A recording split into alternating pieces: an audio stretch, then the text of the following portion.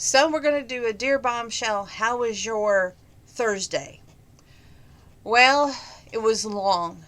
It was dragged out all day long.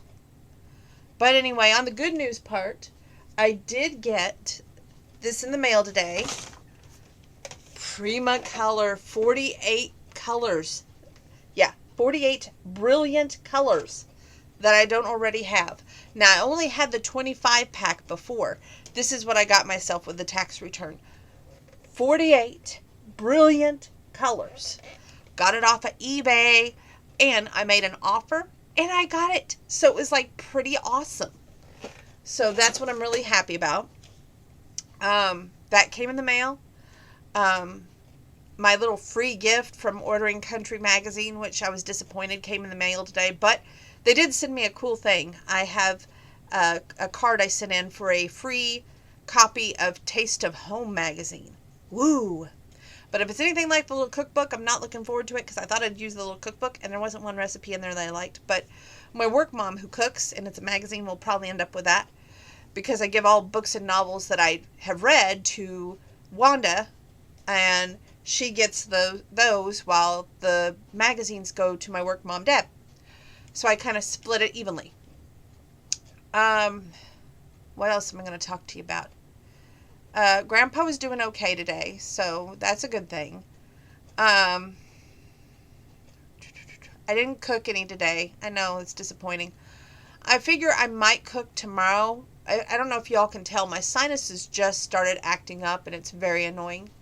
I had to take an allergy pill to try and calm this stuff down. So that probably means I won't be pushing myself with weights tonight on the workout, but I will be doing the bike on the workout. So that's a good thing. I wanted to talk to you about my baby. That's my blue bombshell.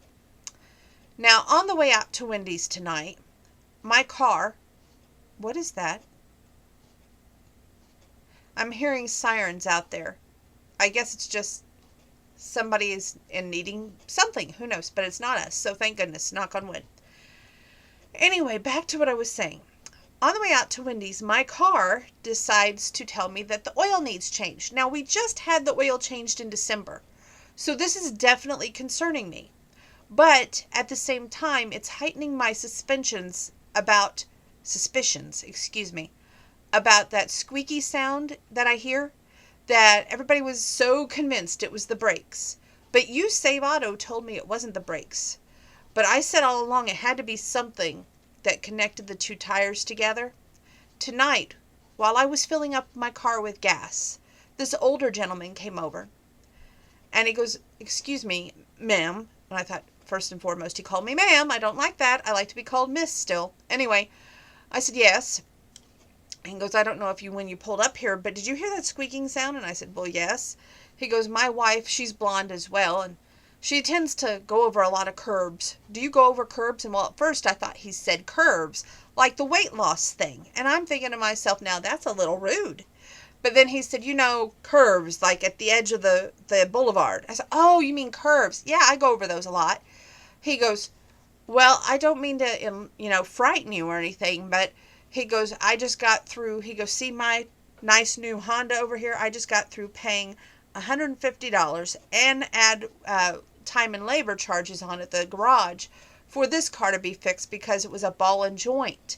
He goes, "I really think it's a ball and joint. I don't think it's your brakes at all." And I said, "It's odd you should say that because you, Save Auto, wouldn't tell me what they were oiling, and they told me that they would oil something and then the squeak would stop. But it wasn't the brakes. But yet, my mechanic, who's going to work on my car, and I already bought the brakes and the rotors and everything for him to work on it, has told me it's the brakes in the car."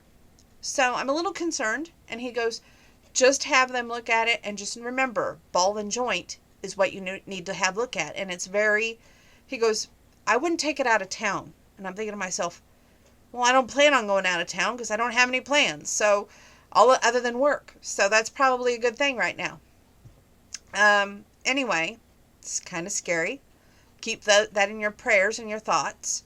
But back to the change oil light, he said, well, maybe they just forgot to reset the sensor, but it hadn't been showing that engine oil light. And yeah, it says engine oil, not oil change. And it's a 2016 Equinox just an LS. So I really don't know why that is on, and it's got me very heightened in my concern. The little antennas, if you will, are going off, going, be very concerned. So I don't know what to really, think about all that. Maybe you all can enlighten me if it's something major. I hope not. But wanted to share that with you. Something else I wanted to share with you is my weird dream that I have. Y'all ever have these weird dreams that don't make a lick of sense, but you're trying to overanalyze things and figure out what it means? That'd be me. I had this dream that I was trapped inside a store. Now, down every aisle was a man that I either had dated, talked to, or got to know over the years of me being, well, my age. And I was trying to avoid everything in the aisles, and I kept saying, I don't need anything. I don't need anything. I want to stay on my budget. I don't need anything, okay? Don't know why, but that's all I kept saying, okay? Now, when it came time to check out, well, that was another weird experience that I want to share with you. I don't think I posted that on my Facebook, but I'm trying to see if I did, because I want to make sure that I get my wording right, and I don't want to mess up my wording. So let's see here.